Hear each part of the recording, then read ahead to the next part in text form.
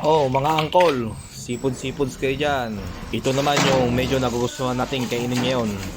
Meron tayong tahong, hipon, at saka yung alimasag. Lilinisin lang natin yan gamit itong ating toothbrush. At tatanggalin natin tong ano niya. Alam niyo na kung ano yan. Yan yung nakakalansa. Hahatiin natin yung ating alimasag sa gitna. Alam niyo na, para magmukhang marami. At tapos natin linisin yan dyan. Ang next ay pakukuluan naman natin yan. Lalagyan lang natin ng kaunting tubig. Isa lang na at nang mapabilis.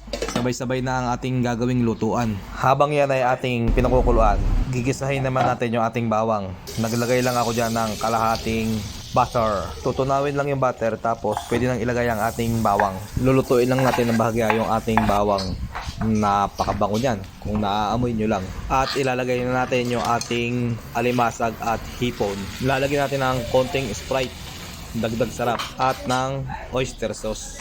Pakukuluin lang muna natin ng bahagya yan. At saka naman natin titimplahan to ng konting asin at saka ng betchin. Pakukuluin lang natin ng bahagya yung hipon at saka yung ating alimasag. After nyan, hahanguin din natin yan. Ganito yung proseso ng pagluluto namin nito. Ay sigurado namang masarap. Dito maglalagay lang tayo ng tomato sauce. At saka naman natin bubudburan ng paminta. Hahalu-haluin lang natin yan. At syempre lalagyan natin siya ng pampalapot. Pagka nakuha na natin yung saktong lapot niya, ay ibabalik na natin yung ating alimasag at hipon. Maglalagay na rin pala ako ng asukal.